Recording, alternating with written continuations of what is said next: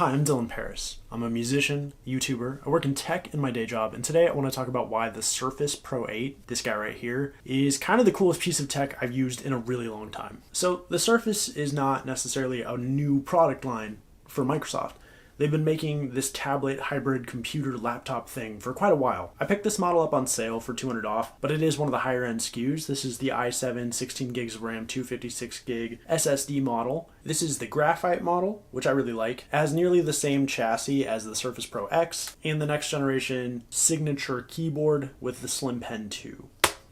Now, when I got this thing, I actually had to wait like 3 days for the keyboard touch cover to get here. And so I was using it just as a tablet for 3 days. When I originally purchased it, my intention was to replace my iPad Pro with it. If you followed my channel for a while, you know that I had really high hopes for the M1 iPad Pro. I had really wanted to see Apple introduce a windowing system, introduce a system to take advantage of larger aspect ratio external displays, and overall bring over more Pro apps to take advantage of the fact that the machine now had 16 gigs of RAM, a much more powerful processor, and was running on the same platform as their Macs were from a hardware perspective. If you watch my videos, you know I was pretty disappointed. Apple really did not give us any reason to have 16 gigs of RAM, did not give us really any reason to pay $1,500 for an iPad. I ended up paying only $1,400 just for this tablet, so I paid less, on a sale given, but still less than the iPad Pro I bought. In return for that, I got a device that basically does everything I wish the iPad Pro had done. It's a tablet when you want it to be, but it can also be a full-scale desktop essentially. If you just plug in a single USB cable,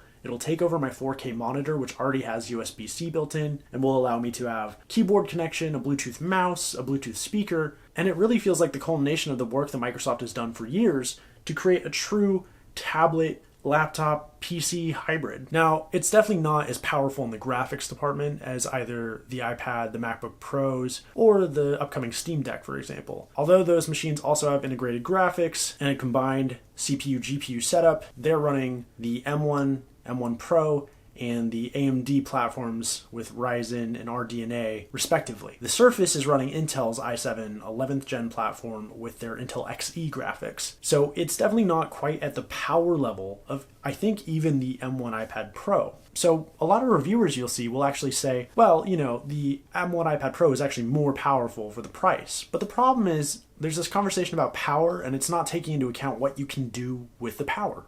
If the iPad is stuck in iPad world, if the iPad can't take advantage of the Mac level hardware that's in it now, then who cares if it has 16 gigs of RAM? With 16 gigs of RAM on this device, you feel it. With the increases generation over generation in processor power, you feel it. And with the slightly lower graphics capability compared to competing devices, you feel it. Every device is a series of trade-offs. The M1 MacBook Pro is a thick boy. It's big. It's powerful. I had the 16-inch, and spoiler alert, I sold it for this. When I bought this, I actually originally had planned to just replace the iPad and keep the MacBook Pro. But as I started using this thing, I realized it was way more powerful than I had expected. I was so used to the limitations of iPad, I didn't realize what it would be like to have full-scale Photoshop and Premiere and Ableton running on a tablet. A tablet that with a single cable I can turn into a desktop. And with that power, I started to realize, well, if this thing is even a percentage, if it's within striking distance of my MacBook, well then maybe this can replace everything. And so I actually managed to sell the MacBook pretty quickly for not too much of a loss, which is great because it's still a very powerful, amazing machine. It's more power than I need for what I do. And I just prefer this type of small tablet, futuristic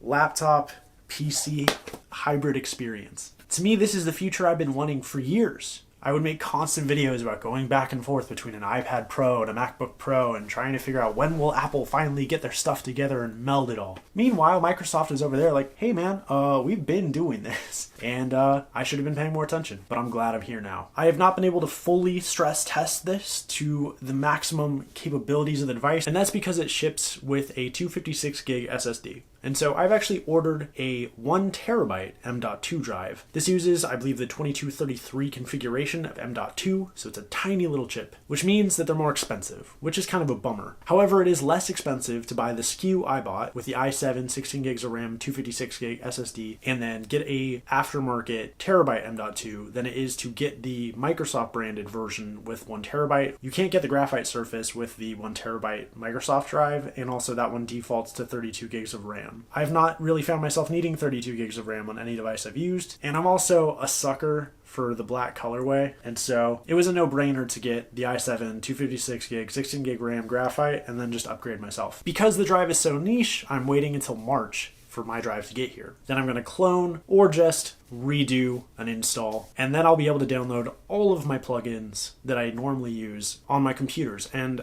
I have about 500 gigs or more, I think, of standard plugins I use across all of the Ableton Suite plugins, Arturia V Collection, Native Instruments Complete. I believe I have 11, maybe 12. I think they're on 13 now. Who knows? The good news, and the reason I felt confident in selling the M1 Pro, MacBook Pro, is that I was able to install some of the heaviest, most beastly plugins as a test. And so I have most of the V collection on here, as it was only about 20 gigs. I have a bunch of Native Instruments plugins. I have Isotope Ozone and Neutron, and between those, loading up many MIDI tracks, loading up tons of instances of Analog Lab and a bunch of the V collection and Contact Instruments, and throwing Ozone on top of it, I was still able to get competent performance with no crackling using the ASIO for all drivers or using my Audient ID14 Mark II audio interface. It's really simple to take this tablet from a setup that's just my Novation Launchkey Mini and some headphones to a more desk-based setup plugged into my 4K monitor with my Launchkey 49 Mark III and the Audient interface, and it's all the same computer. That's the coolest part. I'm not transferring files back and forth. I'm not airdropping. I can't airdrop, but I don't need to, because instead of two computers that are very OP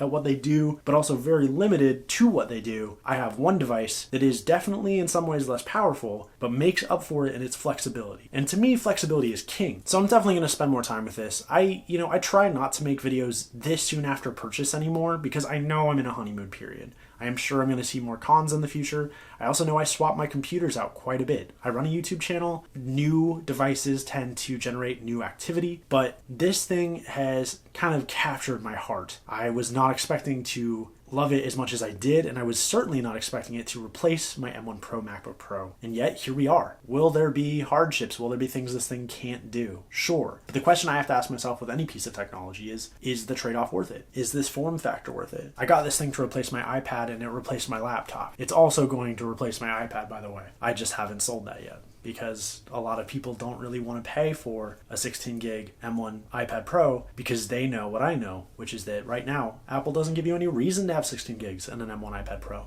If you're thinking about buying this versus an iPad, I would say that for the kind of work I do, you're going to pay more for applications, right? I already own Ableton 11 Suite. I already have access to Creative Cloud and to DaVinci Resolve and to other applications that can run on this and do things that the iPad and the MacBook could do. It is absolutely cheaper to get a base level iPad Pro or a last gen iPad Pro, get LumaFusion, get GarageBand or one of the DAWs or nonlinear video editors that are on iPad and run those. But, and I might make some enemies for saying this, when it comes to software like that, I do believe you get what you pay for. Now, that's not to throw iPad developers under the bus. They make amazing products for amazing prices, but the ratio's off. They're not getting enough money to properly support these things, and people are expecting the world for a very cheap price. My Ableton license, my plugins, we're talking upwards of $1,000 worth of software. It's a different ballgame, it's a different world, but you get what you pay for. I get stability, I get quality, I get dependability, and with this device, I get flexibility. It can be the desktop I want when I need it, and it can be the tablet I want when I don't need a desktop. And I don't have to switch between devices. I don't have to transfer files because it's all the same thing. If you're interested in following my adventure with this thing, I highly recommend subscribing. If you enjoyed the video, like, and to everyone who's already done that, thank you so much. I'll catch you next week. All right, bye.